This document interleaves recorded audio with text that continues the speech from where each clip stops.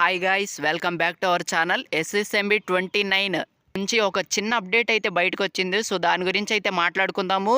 Let's get in to the video. చిన్న update ఏంటంటే రీసెంట్గా మహేష్ బాబు గారు వాళ్ళ ఫ్యామిలీతో కలిసి ఇటలీ వెకేషన్కి వెళ్ళారు కదా. సో ఆ వెకేషన్ అయితే ముగించుకొని ఇండియాకి అయితే వచ్చేసారు, హైదరాబాద్కి అయితే వచ్చేసారు అనమాట. సో ఆ ఫొటోస్, ఆ వీడియోస్ సోషల్ మీడియాలో బాగా వైరల్ అవుతున్నాయి. అండ్ మహేష్ బాబు గారే కాకుండా రాజమౌళి గారు కూడా వాళ్ళ ఫ్యామిలీ మెంబర్స్తో జపాన్ వెళ్ళారనమాట. అండ్ ప్రియాంక చోప్రా గారు కూడా జపాన్ వెళ్ళారు.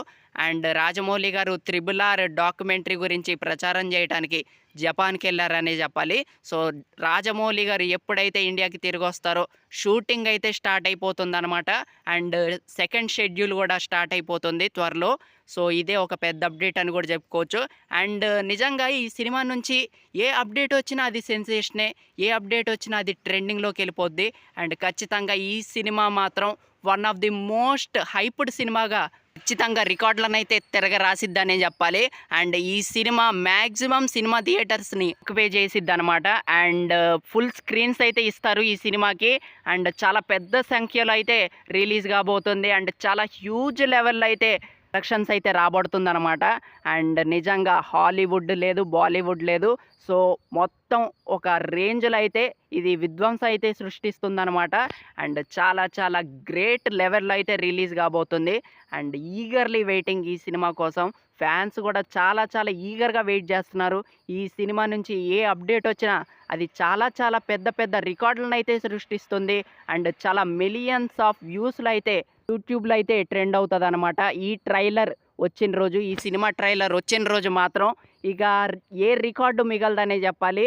నిజంగా చాలా చాలా హ్యూజ్ లెవెల్లో అయితే రిలీజ్ కాబోతుంది ఈ సినిమా. అండ్ మహేష్ బాబు గారు ఫ్యాన్స్కి మాత్రం కొంచెం వెయిట్ చేయాలన్నమాట. అండ్ ఒక 2 ఇయర్స్ అయితే వెయిట్ చేయాల్సి ఉంటుంది. అండ్ ఈ సినిమా తర్వాత మహేష్ బాబు గారి మార్కెట్ మాత్రం అమాంతం పెరిగిపోతుంది. అండ్ TFI నెక్స్ట్ లెవెల్కి వెళ్ళిపోతుంది. అండ్ ఈ మూవీ కలెక్షన్స్ విషయానికి వస్తే 2000 నుంచి మొదలవుతుందన్నమాట. అండ్ ఈ సినిమా వచ్చిన రోజున ఏ రికార్డు మిగలదు. అండ్ ఒక సెన్సేషన్ అయితే సృష్టిస్తుంది అనమాట. అండ్ చాలా పెద్ద ప్రొడ్యూసర్స్తో అయితే వీళ్ళైతే క్యాచప్ అవుతున్నారనమాట. ఈ సినిమా రిలీజ్ అయిన రోజున ఒక సగం రికార్డులు అయితే లేచిపోతాయి అనమాట. సో అది మాత్రం ఖచ్చితంగా చెప్పుకోవచ్చు. ఎందుకంటే చాలా హ్యూజ్ బడ్జెట్తో తీస్తున్నారు. అండ్ చాలా హ్యూజ్ మార్కెట్ అయితే బిల్డ్ అయింది ఈ సినిమాకి. సో అందుకనే ఈ సినిమా వచ్చిన రోజున ఏ రికార్డు మిగలదు, రికార్డుల మోత మోగిస్తూనే ఉంటుంది. అండ్ ఒక నెల రోజులు, 2 నెలల వరకు హౌస్ఫుల్స్ అయితే నడుస్తాయనే చెప్పాలి. సో ఆ రేంజ్లో అయితే హైప్ అయితే బిల్డ్ అయింది. ఎందుకంటే RRR తర్వాత మన తెలుగు సినిమాల్ని అందరూ బాగా ఇష్టపడుతున్నారు. సో ఆ రేంజ్లో ఇంపాక్ట్ అయితే క్రియేట్ చేశారు మన డైరెక్టర్స్ రాజమౌళి గారు అండ్ సుకుమార్ గారు పుష్పతో. సో పుష్ప అది వేరే విషయం, అది నెక్స్ట్ లెవెల్లో ఆడింది.